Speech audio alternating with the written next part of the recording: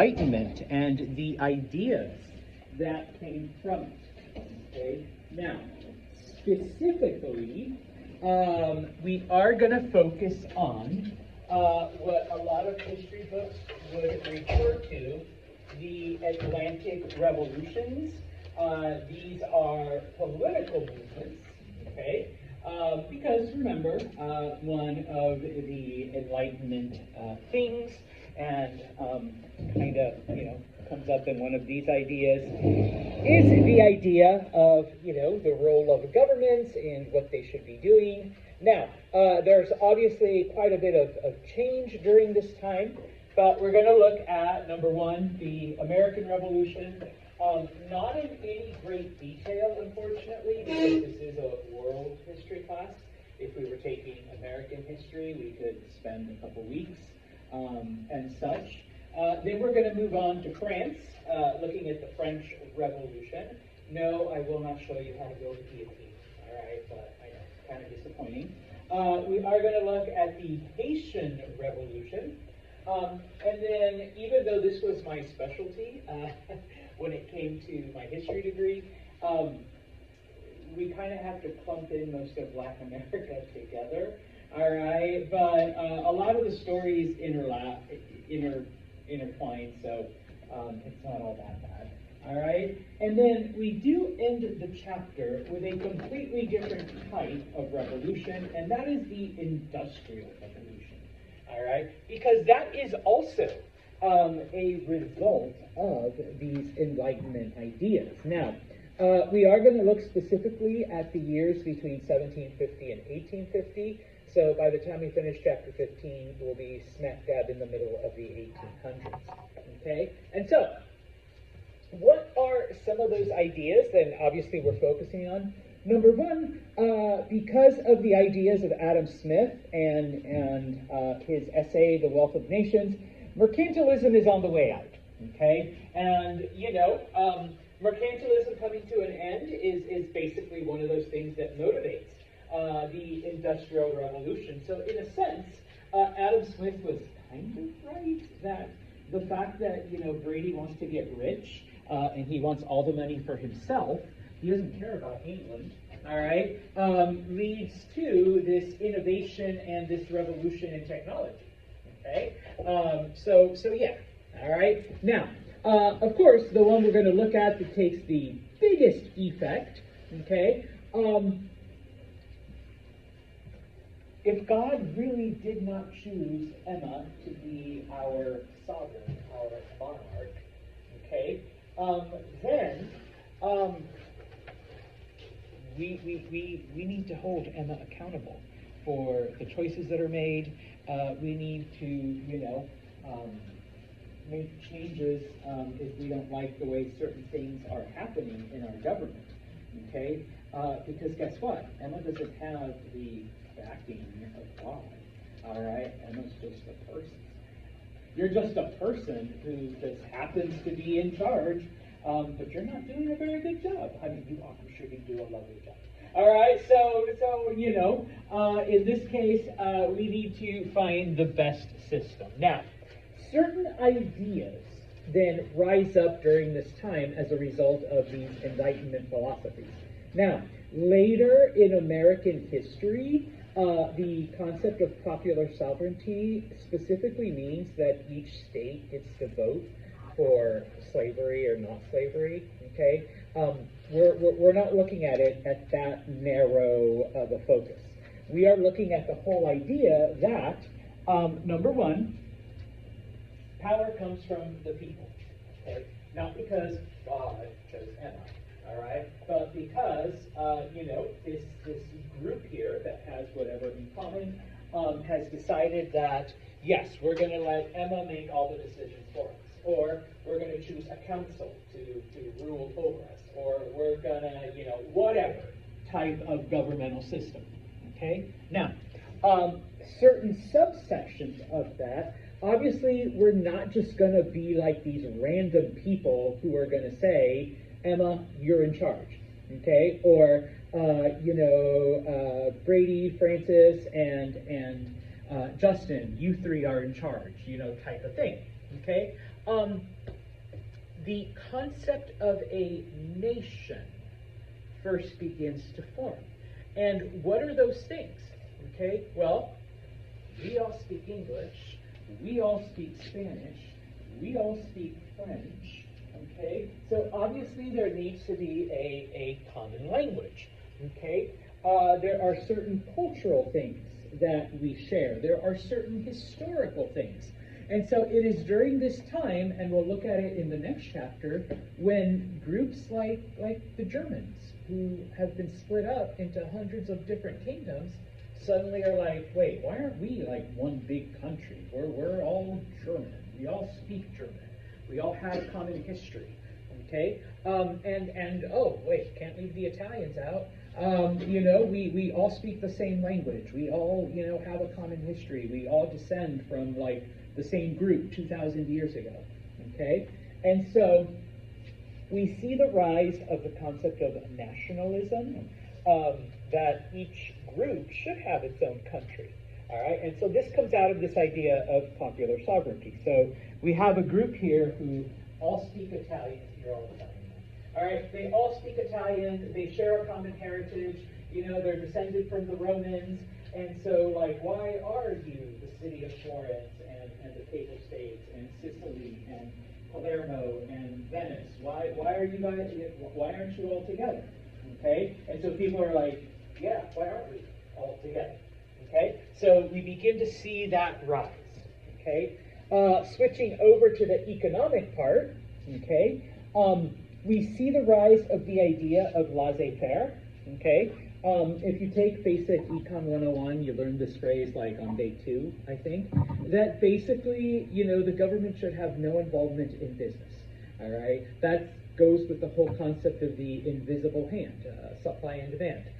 The market fixes itself, okay? People want something, companies produce it. Companies produce too much of it, people don't buy it, all right? So now they're going to produce something else. The people want it, they buy it. Okay, type of thing. Everything regulates its own. You don't need the government to interfere. Okay? Now, from this concept, of course, the people aren't going to be able to buy things if they don't have the opportunity to work or the opportunity to have money.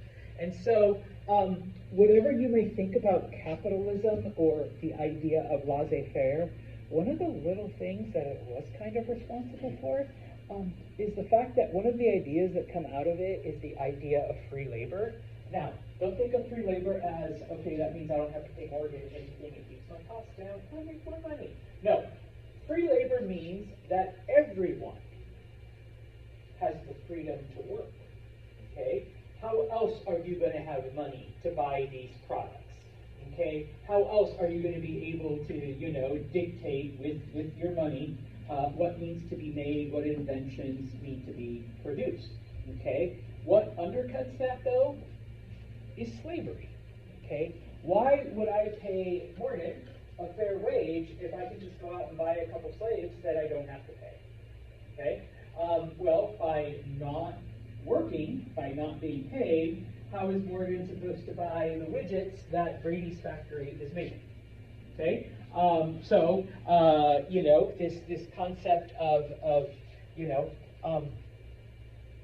if we let, sorry Brady, Brady's greed to make more money allows him to produce a better product, and of course he's going to have to hire someone to work it, because if he has slaves, then they're not going to buy anything. But if Morgan makes money, Morgan will pay to buy the widgets that Brady's factory makes. And of course, Morgan's going to want a better, smaller, faster widget. So of course, Brady wants that money, so he's going to work to make a better, faster, smaller widget in order to be able to sell. And so, yeah, everybody wins. Oh, and we had slavery too. So everybody benefits from this unregulated capitalism. Okay, that's the theory. Obviously, we know it's not true. All right, don't be like Santos is one of those people. No, okay. But that was the theory behind it. All right. Now, the other thing we have during this time, of course,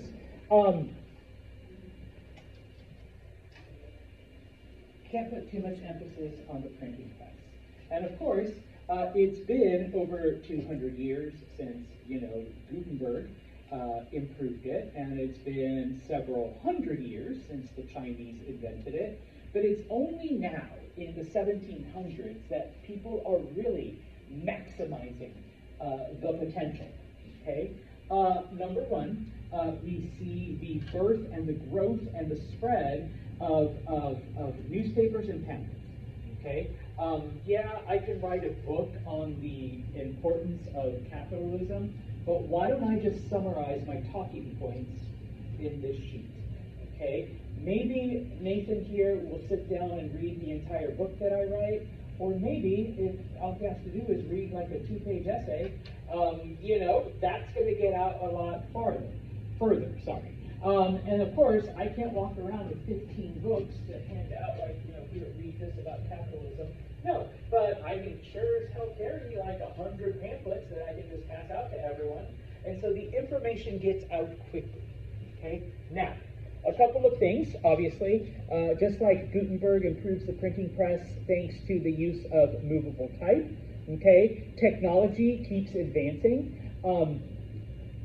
By the 1800s, printing presses are now made out of iron, no longer made out of wood. So, they last longer, they're stronger, they can take more abuse. There's not, there's still breakdowns, but you're not dealing with, collapsed wooden frames or anything of that nature, okay? Eventually, we get to the point where first it's manually operated, where you can have someone feeding paper constantly and you're turning it, as opposed to putting it in, it stamps it, you have to pull it out, okay? The process by which you can just feed in paper and the paper just goes through and the press is just pressing down and printing what you wanted to print. Eventually, okay, like I said, by the 1850s, we see the invention of steam engines. And most people just think about, okay, yeah, like it powers boats and it powers the train, and it did, but it powered anything mechanical, okay? So now you remove that human element, okay? I don't care how buff and ripped, Nathan here is. I mean, he gets tired of spinning the thing or pulling the lever, okay? How tired does a machine get? Oh yeah, you guys, as long as it's got coal, as long as it's got steam, as long as you keep it oil, that thing's going to keep running, okay? And so you have these presses going. There is no stopping the amount of information now, okay? You're not limited by humans, okay? Now, of course, one of the initial complaints, all right, about this industrialization, and we will look at it when we get to this part, okay, is that before, we enter the Industrial Revolution, each person, Morgan was a shoemaker, and every shoe was made by hand, and, there was all kinds of care and stuff that went into that. And of course, Nathan here was a tailor, and so he measured each of you individually and cut the cloth, and everything was made. And a new pair of shoes could take weeks. A new shirt could take months. I don't know, or months for the shoes and weeks for the shirt. Okay. Of course, now that you've got machines doing it, people complain that we lost the skill, or we lost the knowledge, or we lost all of that, but we begin to see, though, that we need someone to push button A and pull lever B, okay? We need people to, who know how, because the machines will break down. We need the people who we have Emma, the steam machine mechanic, okay? We have Brady, who knows how to, who used to be a blacksmith, but now he knows how to solder together the pieces of iron that make up the printing press. Okay, so we do see it continuing, but just in a different type of arena. Okay, now some of those, and you don't need to get all of this, because even I'm not going to go through most of these, but some of the publications that come out during this time that push these ideas. Probably the most important one, at least to us here in the U.S., a pamphlet, it's an essay, it's a pamphlet called Common Sense, written by Thomas Paine. Okay? He publishes it in 1776, and it spreads pretty far and wide up until a certain point, and we'll talk about it in a few minutes. Most colonials, all right, contrary to what any MAGA Republican might tell you, didn't actually want a separate country, all right? They just wanted certain things to be different, okay? Okay? It wasn't until people started reading this pamphlet, Common Sense, that we begin to see more and more colonials open to the idea of forming their own country. Okay? So obviously it's pretty influential in spreading those ideas.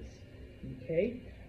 Mary Wollstonecraft in the late 1700s, early 1800s, remember, because when we talk about all men being created equal, who are we referring to? White landowning men. Okay. Now we're not to the shades of brown yet. Women are like, excuse us. Okay. Like what are we then? Okay. And so she wrote an essay called "The Vindication of the Rights of Women." Okay. Where yeah, hey guys, without us, there is no equal rights for men. Okay, there is no men. All right, where do you think you come from? You know, in this case, number one, her essay not only seeks out those equal rights for women, but calls out men's hypocrisy. Like, okay, yeah, you want all this for yourself, but guess what? You can't even like wash your own underwear, and you don't know how to cook, and you wouldn't be here if it wasn't for your mothers and things of that nature. All right, so definitely demanding rights only for men is the epitome of hypocrisy. Okay, a couple of other things. Well, in that case, let's go to this one. We begin to see then, all right, as people shy away from mercantilism, okay, as we see the Industrial Revolution pick up, okay, steam engines are powered by coal. We need to secure supplies of coal. All right? These new inventions, these new machines are made out of iron.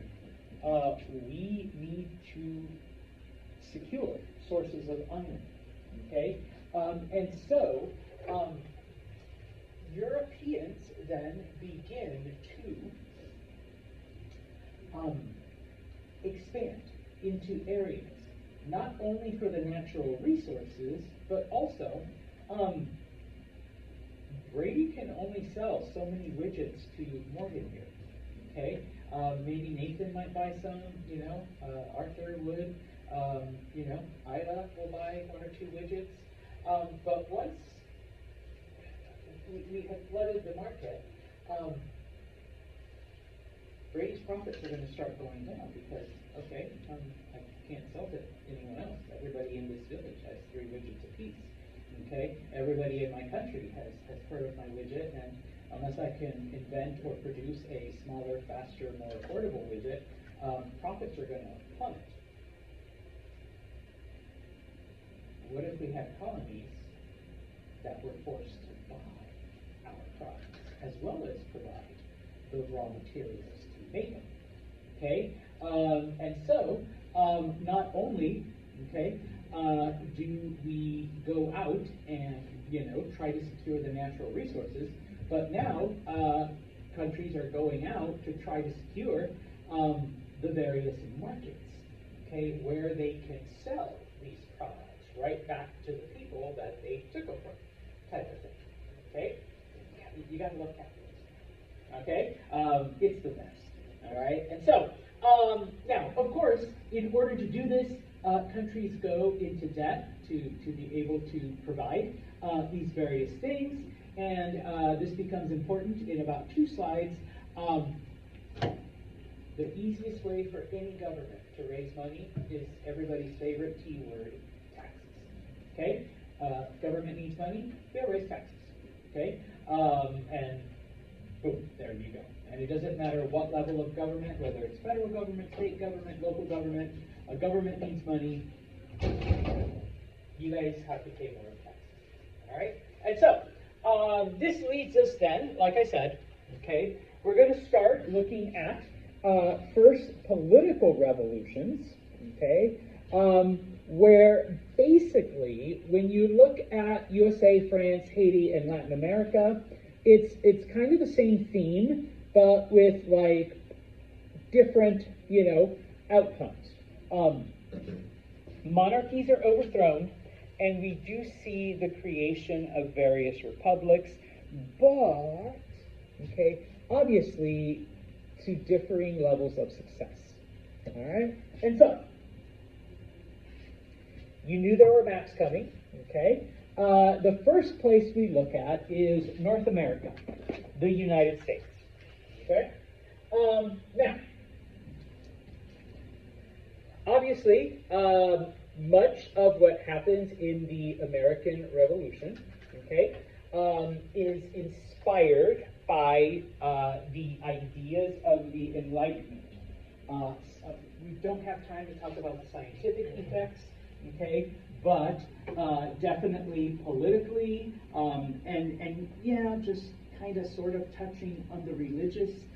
Remember, most of the founding fathers were in fact theists, okay, and it's this theism that leads them to create a government where church and state are purposely kept apart.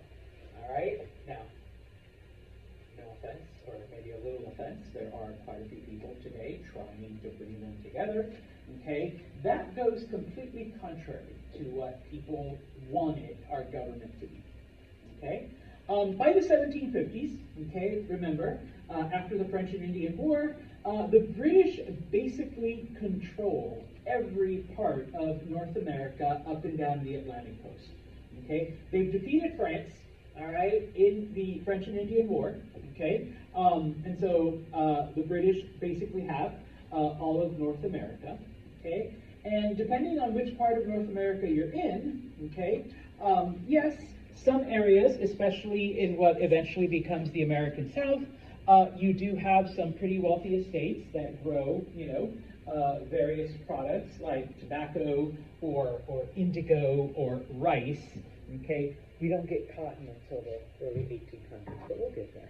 All right. Simple farmers, which would be more in areas like Northern Virginia, Pennsylvania, New York, people that are just scraping to get by. Your goal in life is don't die. Okay. In some places, you do see manufactured goods, predominantly in New England, where there isn't a lot of great farmland. And so in areas like that, you get, people using the natural resources of the land to produce things. During these times, you do have quite a huge shipbuilding and fishing industry in New England. All right, that's not the only thing, but that was the dominant one. And of course, depending on where you are, you do have slaves. Okay, there is a significant slave population. Now, depending once again on your social class, your wealth, how much land you have, and you have to kind of go back. Back then, okay, you own a significant piece of land. Okay. And this is kind of, it's brought back, to the old European customs. I die, all right, who is going to inherit everything I own? Your oldest son. Okay, thanks, Nate.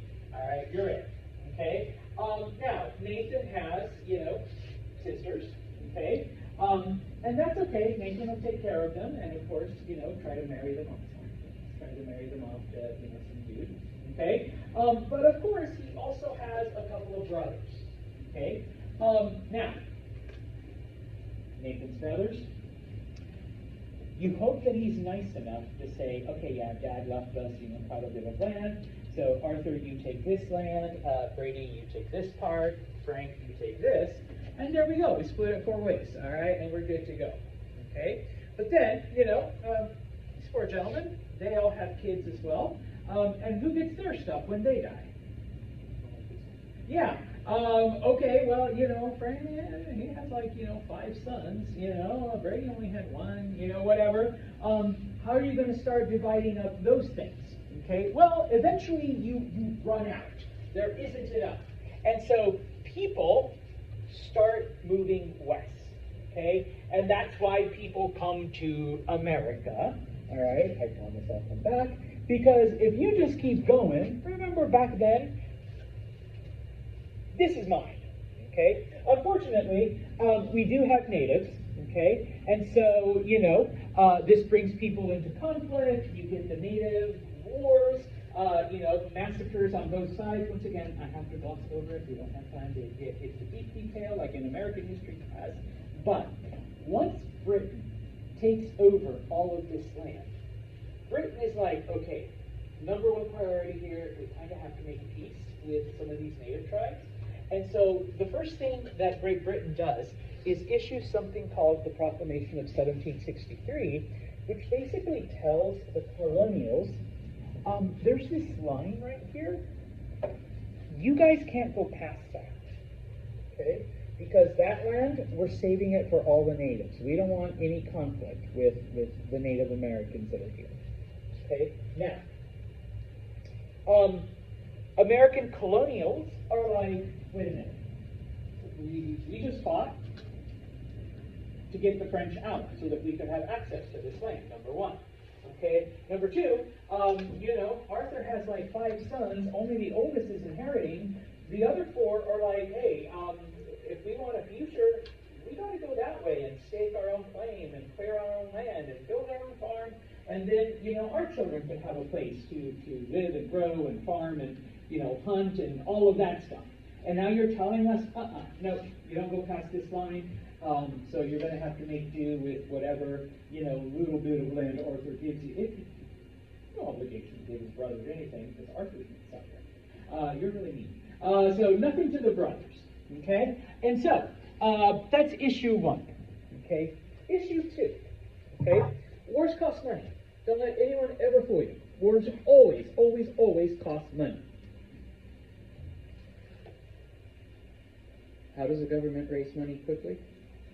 Taxes. Okay, so yes, okay. The government begins to not only raise taxes, but and once again, if we can, spend more time, the American colonies, even though they had all of these rules, like that the British had given them, they were never really enforced. Okay. And so finally the British are like, hey, I know we really haven't been that strict with y'all, but we're going to have you guys start contributing to a lot of this stuff, which means you're actually going to have to start paying taxes, even though we've kind of let it slide for the last 175 years. All right? Now, FYI, the colonists that don't, the more radical of the colonials, are like, you know what? Those are mercantilist ideas. That's bullshit. No, it's me getting rich. It's all about me, not about making England powerful. All right. So they turn to smuggling because that's the best way to avoid the government. All right. Other groups are like, you know what? Britain, you totally make sense. Okay. The only thing we ask is that you give us a seat at the table. Because, remember, we talked about the Glorious Revolution. Even though it's the king that says it, the king really doesn't have a whole lot of power. It's Parliament that decides what taxes are going to be imposed and what rules are going to be done. And so there was no colonial, no one from the colonies as a member of parliament. Everybody was from Britain. And so people were like, hey, appoint a few colonials to parliament. That way we at least have a voice in the taxes you're going to impose on us. Okay? And then, you know, if you put these taxes on us, at the very least we got to say our share. We got to be a part of the whole process. Britain says no. No, you guys are just colonies. All right? Parliament is for, you know, the people over here. It's for the nobility. It's for the people who get voted in. And that's where you get the expression, no taxation without representation.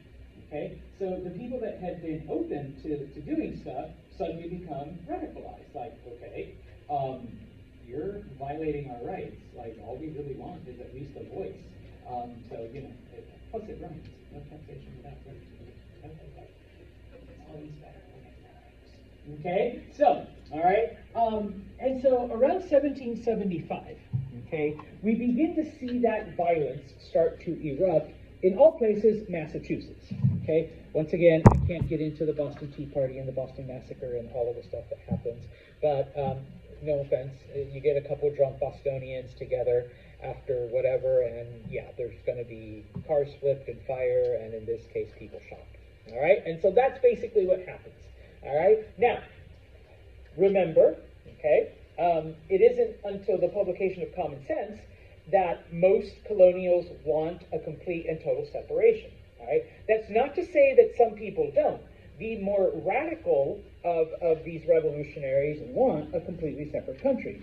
Most colonials are content to, hey, give us this, and we're cool, we're chill. All right? We'll tell these violent Massachusettsians to back down. Okay, we'll keep them in line. Just, you know, give us some of that power. Give us some of that, you know, give us a voice in the government.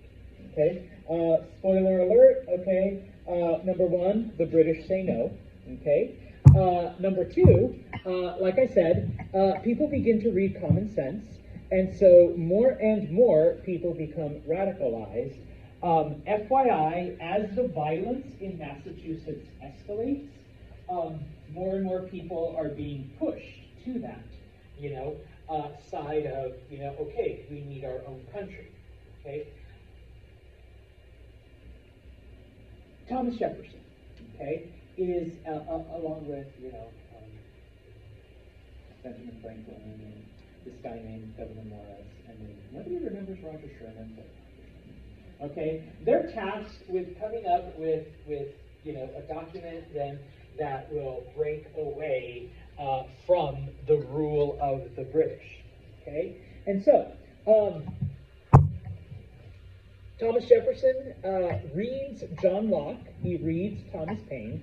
Okay, and as I jokingly mentioned before, he basically takes the ideas of John Locke and puts them in this declaration. Okay, number one, the idea that self-government comes from the people. All right, divine right is bullshit. All right, that's John Locke's idea. Okay, authority comes from the people. You know, they decide. Number one. Number two, there is an unspoken contract between whoever's in charge and the people. Okay, that contract says, as the person in charge, okay, everybody has certain natural rights. Okay, you have these rights not because you're British, not because you're French, not because you're the elite, not because God chose you, but simply because you're a human being. Well, let me back up. You're a white landowning male. Okay? And those rights are life, liberty, and property. Okay? It is a government's job to protect that. Now, we've already talked about how Thomas Jefferson changes it to the pursuit of happiness because him and the other people with him were part of the elite. And if they write in the Declaration of Independence that everybody's entitled to life, liberty, property, what is everybody going to want? Property. Yeah. And guess what? I own a big-ass estate in Virginia with a lot of slaves, and I'm pretty rich, and I grow grapes and wine, and I do all of this, and if suddenly, AJ, Brady, Frank, and Justin believe that everybody gets life, liberty, and property, I'm alive, I'm free. Hey, Santos, you got a lot of land. What the hell you need all that land for? Okay? They're all going to demand a piece of and I ain't giving them shit. Okay? So, hey, pursue the happiness though. Okay? It's like, okay, yeah, whatever makes you happy, Frank. All right? You like to go hunt? Why don't you go hunting, Frank? You look like a hunter. All right? Justin, you look like you love fishing. I'm sure that would make you so happy. Okay? So yeah. All right? So we change it up a little. And if you think I'm joking, I'm not. The Founding Fathers were elitists. Okay? They liked their shit. Okay? And they're not about to give it up. All right? Frank, you want property? Go west. All right? Plenty out there. Got to kill a couple natives and make sure you don't die. But, make it far enough. It's yours. Okay? So, now remember, when somebody violates those rights, if a government doesn't, protect them, then the fourth right that you have is the right of revolution. Okay? You overthrow that government and you put one in power that will do those things. Okay? And those are your, I'm going to say human rights, all right? But of course, we're talking about your white property owning male rights. Okay? And so, okay, FYI, if you read the Declaration of Independence, I know I'm not making you read it, but you really should.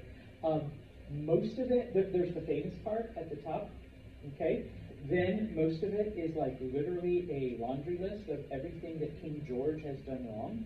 Now, remember, George really doesn't have a lot of power anymore, okay? This is all Parliament, but you can't say Parliament and you can't, put all, 100 and something members of Parliament. So it's always easier to just say George. George did all this shit, okay? And then at the very end, it talks about how there's a certain social contract. They've broken this contract, so now we're invoking our final right, which is the right of revolution. The end. With love. Okay? I'm sorry, I can't get into the Revolutionary War. I would love to. I literally took a class that was just the revolution. It was like a semester of just the Revolutionary War. All right? If I could do something like that for you, I would. Okay? That'd be an awesome class. All right? But we already know the outcome. Okay? Now, America didn't do it by itself. All right, without the help of the French, without the help of the Spanish, okay, and a couple of other nations like the Dutch and the Russians and stuff like that, the United States is able to defeat the British. And in 1783, at the Treaty of Paris, Great Britain gives the United States its official independence. All right, now everything you see in blue, south of Canada, okay, that is the original United States, okay? So no Florida, nothing west of the Mississippi River, okay? South of Canada, all right? That's it, okay? Now, of course, we got the problem of making a government, okay? Obviously, we are not going to have another king and parliament and all of that shit. Okay? Although be aware that some people were like, well, why not? I mean, if we have a good king, all right, it can't be all that bad. FYI, Alexander Hamilton actually wanted another monarchy with George Washington as King George I. Okay, that was his proposal. Yeah, Daniel's like, what? That's it, I'm boycotting the musical company. Yeah, I know, right? FYI, it didn't work. It didn't work. All right. No, it was him and like a couple other people that were like, yeah, King George I. But people are like, no, we literally just got rid of the king, and now you want to give us a, and they're both named George.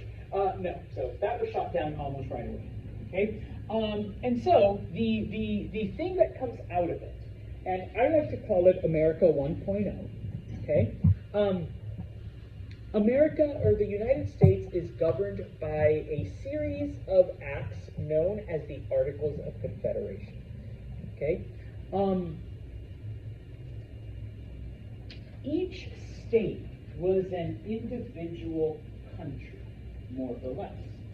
And it was basically an association of mutual need and of friendship. Okay?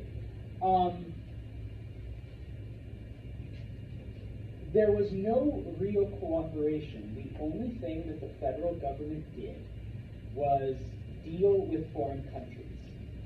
Everything else, each individual state did, number one. Number two, the government had no authority to collect taxes. Okay? It could ask the states for contributions, but that's it. Okay? There were 13 states. Each one had one vote, and that was it. Okay? So they could deal with foreign countries. If they needed money, they could ask for it. They could ask for donations. And that was it.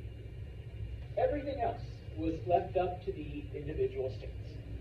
Okay? If you went from New York to Pennsylvania, you had to take your New York dollars and exchange them for your Pennsylvania dollars, or else Nathan in Philadelphia could not buy things, or Emma from New York City could not do anything with Nathan from Philadelphia because they had two different types of money. Okay? You cross over a few borders. I mean, you got to get past New Jersey and stuff. So you got to go through, like, customs inspection through New Jersey, and then you got to go through customs inspection in Pennsylvania. Because remember, we're all separate entities, and we're not cooperating on shit. All right? So you had that. Okay? Now, just because we're not letting the federal government have taxes, we are taxing each other. Because, New York needs to run, and Pennsylvania needs to function, and Virginia needs to function.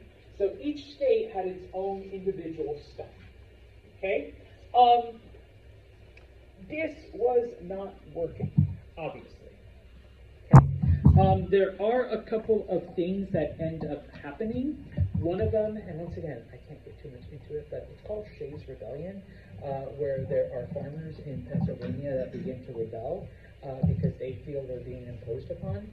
And Pennsylvania, well, the United States, before World War II, was always averse to having an army because they felt it made them more like Britain, to have an army to always, impose tyrannical rule. And so they functioned with a militia, and this is one of the reasons why we have the Second Amendment, because when there were problems, men, grab your guns, we go, we take care of the problem. When the problem is over, guess what? You go home, you put your gun back on the shelf, and you go back and do, you're a blacksmith, you're a farmer, you're, a wagon maker, you're a barrel maker. Oh, there's bears attacking us, all right? The men go, they grab their guns, they take care of the bears, they go back, put their guns away, and continue doing their thing. There's natives attacking, okay? Guys, get together, grab your guns, you go, you kill the natives, you go home, you put your guns back, you go back to your day jobs. Is there a comment, question? Weren't some farmers, I think they were beer, no. Whiskey. Whiskey, sorry. Whiskey rebellion. Yeah, okay. That was a different one. Okay, that's okay. Anyways, they didn't have the power to put down this rebellion, and they're asking the federal government to put down this rebellion because it's kind of your fault. And the government's like, yeah, but we don't have an army. You won't give us money to raise an army or to put down rebellions or even to meet with these people and talk about their complaints. Besides, talking with angry farmers about their complaints, that's your job, Pennsylvania. It might have been the Whiskey Rebellion, now that I think about it. Shays is a different one. Shays is in Massachusetts. Okay? Anyways, you deal with the whiskey farmers. Okay? That's not our job, that's your job. And Pennsylvania's like, well, no, you're the government, you deal with them. Okay? So anyways, in 1787, okay, people get together and are like, okay, you know what? The Articles of Confederation are not working. Okay, we need to figure out a way. Now, just FYI, nobody went into this going, let's form America. No, people were like, hey, we need to figure out a way to give the federal government a little bit more power, but you know, don't make them like tyrannical, like they can take over and steal all our shit. All right, but we saw with the issue with this rebellion that, yeah, okay, maybe we should give the federal government a little bit more authority, maybe a little bit more money, maybe let them have like a team army, you know. Now, as they are looking at this, the first thing they realize, the Articles of Confederation suck. All right, there is no possible way we can accomplish what we want to accomplish under these rules. So the first thing they do is they just get rid of everything, and they're like, we need to start from scratch. Go. And so they spent from March all the way until September trying to figure out how we're going to do this. They take their example from the Roman Republic. And those of you that took History 101 with me, hopefully you remember, first off, a republic is not a direct democracy. The Founding Fathers were once again afraid of the people that, you know, they might do something stupid if we let them decide. Okay, so we will let them pick a representative, and that representative will make the decisions. Okay, just like the Romans did, number one. Number two, we're going to have various legislative bodies to make the rules, just like the Romans did. Okay, a Senate and then another House. And of course, I can't get into the whole thing about how are we going to decide, how are we going to make it, is it going to be by population, is it going to be by size, is it going to be by percentage, all of that other shit. Okay, once again, I wish we had American history together. I would get, you know, I would spend a month on this. All right, but at the end of the time, September comes around, they have a working document. They have a thing. Okay. The people were like, hey, you know what? We didn't get everything we wanted, but we got a lot of good shit. And other people were like, hey, we didn't get everything we wanted, but there's some pretty good stuff in here. Okay? Now, this was, once again, contrary to what some people might have you think, it was inspired. I actually knew people that were like, God inspired them. People were afraid of the Constitution. Okay? People thought it gave the federal government too much power.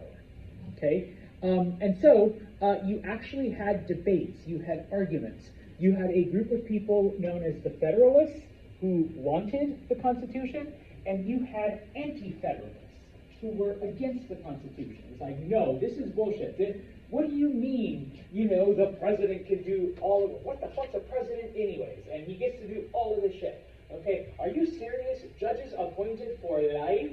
All right, do you know what kind of damage they can do in their entire life? I mean, we're seeing that now. In their entire lifetime, all right? And so, in order to get people to agree to the Constitution, okay, number one, people wanted certain compromises, okay?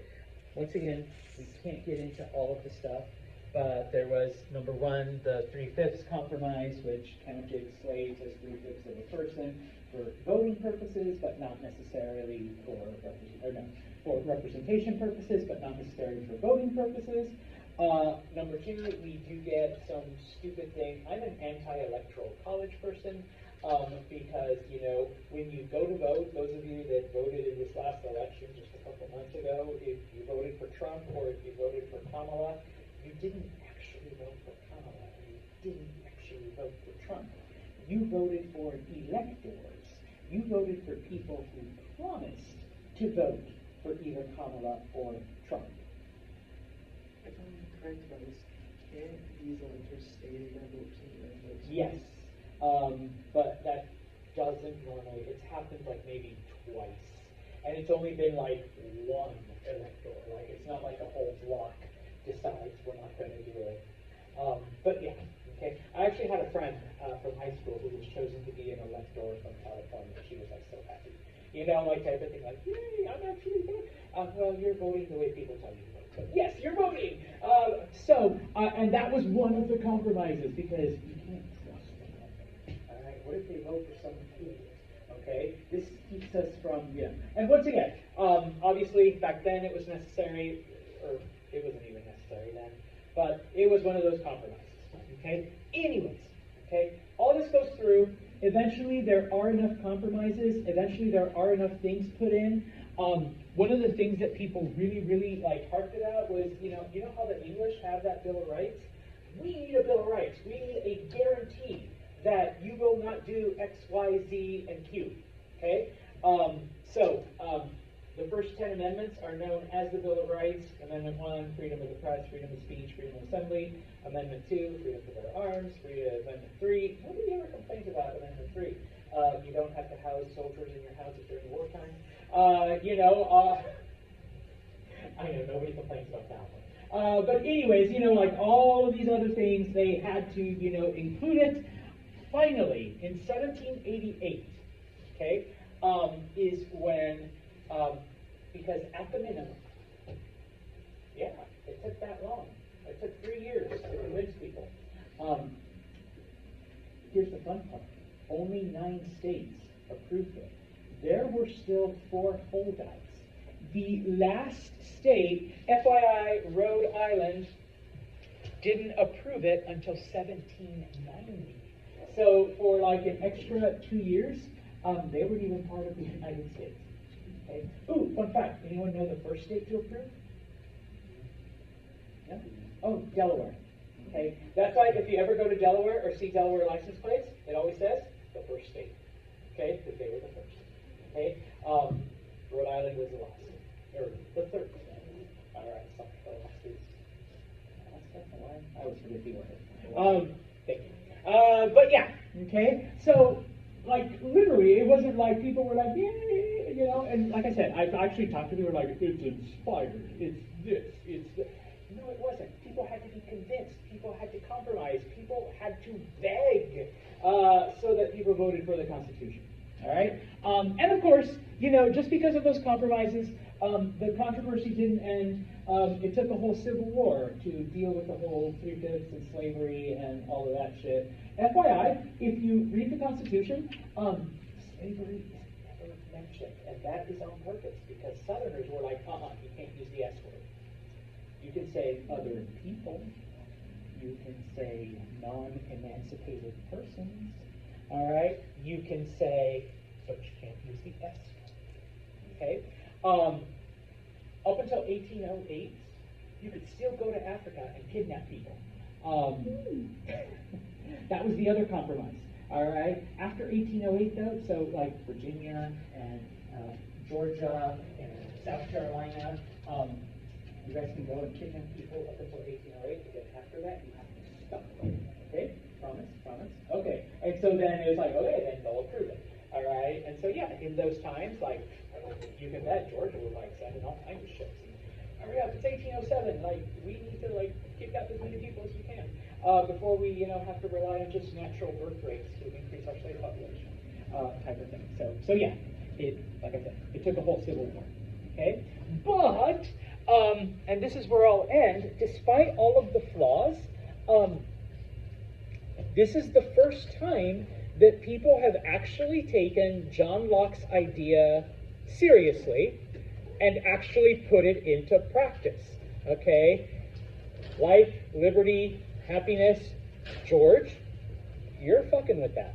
Pardon my French. Okay? So guess what? We're going to overthrow that government and form one that will guarantee those things. Okay? One more thing. The people are you serious? You're letting people decide who's going to rule over them?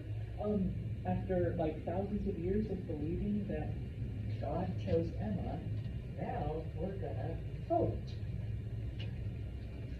for Emma. You're like, don't vote for me. Okay? We're going to vote for Emma. And Emma will be the president not because God chose Emma, but because we do. Okay?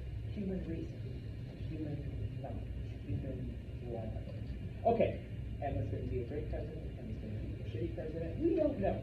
All right? But we decided. And if we don't like the way Emma rules, what do we get to do the next time around? No, we don't cut off your head. We do that to kings. what do we do? We will vote for Nate next time. But you get to retire your house, and be like, hey, I tried. All right? So yeah, it is unique, and it is the first time it happens in history. All right? On Wednesday, French